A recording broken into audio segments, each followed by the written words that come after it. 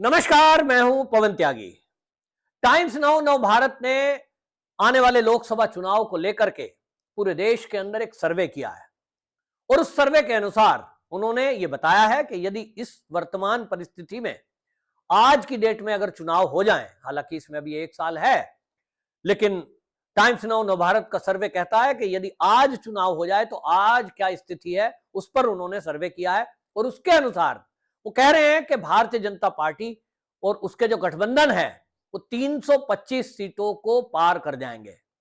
आप देख ही रहे हैं कि भारतीय जनता पार्टी का 350 प्लस का नारा है, लेकिन जब भी मैं वीडियो करता हूं इस विषय पर और मैं जो आकलन कर रहा हूं 2024 का, मैं 2024 में चुनाव होंगे, उस समय क्या परिस्थितियां होंगी उसको ध्यान में रखते हुए जब मैं कहता हूं तो मैं कह रहा हूं कि यह आंकड़ा लगभग 400 के आसपास जाएगा।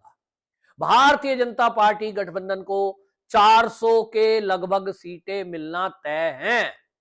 लेकिन बात कर रहा हूं टाइम्स नाउ नव भारत के सर्वे का, तो उस सर्वे में यह बताया गया है कि भारतीय जनता पार्टी को 285 से लेकर 325 सीटें और कांग्रेस यानी जो यूपीए है उसके गठबंधन 111 से 149 सीटें। अब ये 111 से 49 सीटें आज की परिस्थिति में है।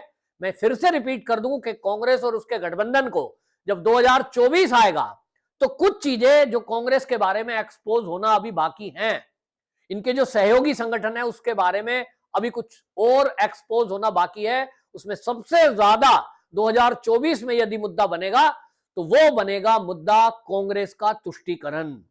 कांग्रेस ने जिस तरह से देश में 65 साल राज किया और तुष्टीकरण किया है, मुस्लिम तुष्टीकरण के कारण यूसीसी लागू नहीं हुआ, मुस्लिम तुष्टीकरण के कारण धारा 370 नहीं हटाई, मुस्लिम तुष्टीकरण के कारण कांग्रेस ने मुस्लिम पर्सनल लॉ बोर्ड बनाया, तुष्टीकरण के कारण इन्होंने वक्फ बोर्ड को अरबों खरबों रुपए की जमीन वक्फ बोर्ड बनाकर दे दी, और मुस्लिम तुष्टीकरण के कारण ही ये जो कांग्रेस है गो हत्या पर प्रतिबंध नहीं लगाई, बल्कि गो हत्या पर प्रतिबंध की मांग करने वाले संत समाज पर इंदिरा गांधी ने जो गोली चलवाई थी वो अभी भी तमिलनाडु में देखने को मिल रहा है कि तमिलनाडु सरकार फिर से गो हत्या के प्रतिबंध को जो भारतीय जनता पार्टी ने लागू किया था उसको ये हटाने की फिराक में है। ये सब जो मुद्दे आएंगे, इसके अलावा राहुल गांधी और ये गांधी परिवार ये और एक्सपोज होगा, और इसके चीन से रिश्ते कैसे हैं,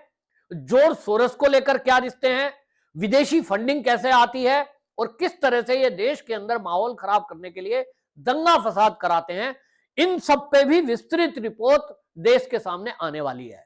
और जब देश ये जान लेगा कि राहुल गांधी जो विदेश यात्राएं करते थे वो गुप्त यात्राएं उनकी किस लिए होती थी, उसका पीछे का मकसद क्या था, जब ये देश जान लेगा कि जो देश के अंदर बड़े बड़े दंगे हुए उसके पीछे की प्लानिंग करने वाले दोषी कौन थे, जब ये देश को पता लग जाएगा कि जो आज मणिपुर जल रहा है उसके पीछे कांग्रेस की नीतियां थी, तो क्या आप समझते हैं कि राष्ट्रवादी लोग कांग्रेस को वोट देंगे? मैं बता रहा हूं, कांग्रेस का 2024 में आपको सुपड़ा साफ होता दिखाई देगा। ये मेरी बात को आज लिख लीजिए। कांग्रेस अपनी सभाएं नहीं कर पाएगी, ये केवल सभाएं उस क्षेत्र में करेंगे जहां राष्ट्रवादी जो हैं लोग और सनातनी लोगों की संख्या कम होगी।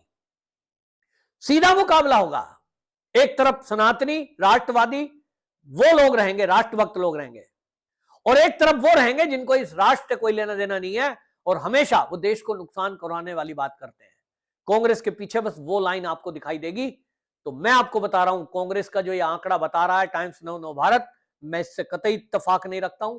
हालांकि मैंने बताया वो मेरा अपना आकलन है, मेरे अपनी प्रिडिक्शन है, लेकिन ये जो मैं बता रहा हूं टाइम्स नाउ नव भारत का, ये आज का सर्वे है और इसके हिसाब से मान लेते हैं आज 111 सीटें दिखा रहे हैं कांग्रेस और उसके सहयोगी संगठन को, तो फिर भी बनेंगे तो प्रधानमंत्री मोदी जी ही, जो आज का सर्वे है। इसके हिसाब से टीएमसी को 20 से 22 सीटें मिलती हुई दिख रही हैं। तो यहां भी मैं आपको बता दूं, पश्चिम बंगाल में 42 में से 20 सीटें टीएमसी को आज का सर्वे दिखा रहा है।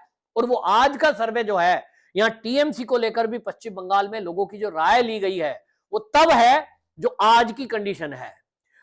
पश्चिम बंगाल के लोगों का कहना है कि यदि यहां राष्ट्रपति शासन लगा दिया जाए और केंद्रीय सुरक्षा बलों की नियुक्ति कर दी जाए टीएमसी के गुंडों को गुंडागर्दी करने से रोक लिया जाए। तो तभी होगा जब केंद्रीय सुरक्षा बल लगेंगे और राष्ट्रपति शासन लगेगा। लोग वोट डालने अपनी मर्जी से बूथ तक जा पाए और अपनी मर्जी से वोट डाल पाए, कंडीशन है। इस कंडीशन में पश्चिम बंगाल में टीएमसी मात्र 5 से 10 सीटों पर सिमटेगी, इससे ज्यादा नहीं मिलेंगे। और वहां दूसरे नंबर पर, यदि तीसरे नंबर पर कहूं तो कांग्रेस रह सकती है 1 से 2 सीट लाकर। जैसा मैंने कहा, जहां अधिकता ज्यादा है, घुसपैठिए ज्यादा होंगे, वहां टीएमसी ला सकती है या तो कांग्रेस ला सकती है। लेकिन भारतीय जनता पार्टी 42 में से 30 से 32 सीटें क्लियर कट, मैं बता रहा हूं, पश्चिम बंगाल में लाएगी। इसी तरह वाईएसआरसीपी 24 से 25, बीजू जनता दल उसकी 12 से 14। ये मैं मानता हूं कि इस सीटों में 12 से 14 है, इसमें बिल्कुल मैं सहमत हूं कि इतनी सीटें आ सकती हैं। बीआरएस की 9 से 11 और आम आदमी पार्टी को 4 से 7 सीटें मिलती हुई दिखाई दे रही हैं। ये भी अपने आप में मैं इससे सहमति हूं कि इतनी सीटें तो आम आदमी पार्टी पंजाब में ले ही आएगी। पंजाब के अलावा और कहीं उनको मिलना नहीं है, क्योंकि पंजाब में जो आज कंडीशन चल रही है इससे जनता विरोध में होगी, लेकिन कई जगह ऐसी है जहां वो सीट ला सकते हैं। समाजवादी पार्टी 4 से 8 सीटों पर सिमट जाएगी उत्तर प्रदेश में, क्योंकि जो हम वर्तमान में समाजवादी पार्टी की स्थिति देख रहे हैं, इस स्थिति में वो जो तुष्टीकरण करने के कारण, MY समीकरण के कारण जो सीटें लाती थी, उस M फैक्टर पर कांग्रेस अच्छी खासी बढ़त बना रहे हैं। और कांग्रेस ने, हमने देखा है, राहुल गांधी विदेश में गए तो भी मुस्लिम की कम्युनिटी की बात की, यूसीसी को लेकर के उन्होंने उसके पक्ष की बात की। वहां राहुल गांधी अखिलेश से तुष्टीकरण में ज्यादा बढ़त बनाते हुए दिख रहा है, और इसीलिए समाजवादी पार्टी की सीटें घटेंगी, मात्र 4 से 8 सीटें, अन्य को 18 से 38 सीटें। तो ये जो आंकड़ा है ये 2024 के चुनाव का है। लेकिन इस पूरे सर्वे में, और जितने भी सर्वे आएंगे, आप देखेंगे कि वो सरकार तो मोदी की ही बनाएंगे, भारतीय जनता पार्टी की ही बनाएंगे। और जो अभी होना है, अभी जो मोदी सरकार अभी करने जा रही है, जनसंख्या नियंत्रण कानून, आप देखेंगे पहले यूसीसी आएगा, वो मानसून सत्र में आने की खबरें चल रही हैं, लेकिन इसके आगे शीतकालीन सत्र में जनसंख्या नियंत्रण कानून आएगा। नए कानून आने वाले हैं, आईपीसी जो एक्ट है उसमें बड़ा बदलाव आने वाला है, नई शिक्षा नीति आने वाली है, राम जन्मभूमि पर फैसला आज अब हमने देख ही लिया है, लेकिन कृष्ण जन्मभूमि और काशी पर भी जो श्रृंगार गौरी मंदिर है उसका भी निर्माण आपको होता हुआ दिखेगा। और बहुत बड़ी संख्या में आपको ऐसे मुस्लिम समाज के लोग भी दिखेंगे जो खुलकर ये कहेंगे कि भारतीय जनता पार्टी की सरकार के चलते उनका चहुमुखी विकास हुआ है, उनको केंद्र की सुविधाएं मिली हैं। तो जो नैरेटिव चलाने वाले लोग हैं उसमें वामपंथी हैं, आम आदमी पार्टी है, ममता बनर्जी है, राहुल गांधी है, इनके मंसूबे फेल हो जाएंगे। और इनका नैरेटिव फेल होते ही वो जो मुस्लिम वोट है वो भी भारतीय जनता पार्टी की तरफ आता हुआ मुझे दिख रहा है। और इसलिए बड़ी संख्या में भारतीय जनता पार्टी के सांसद जीतकर आएंगे। और अभी फिलहाल इस सर्वे का असर आप देखेंगे, जो 4 राज्यों के चुनाव हैं जिसमें मध्य प्रदेश, राजस्थान, तेलंगाना और छत्तीसगढ़, इसमें भी अगर मैं देख रहा हूं तो इस समय बस केवल छत्तीसगढ़ में थोड़ी वीक मुझे बीजेपी दिखाई दे रही है, और तैयारी उतनी नहीं है, ना कोई नेता सामने है। लेकिन 3 राज्यों में भारतीय जनता पार्टी की सरकार बनने जा रही है, तेलंगाना, मध्य प्रदेश और राजस्थान।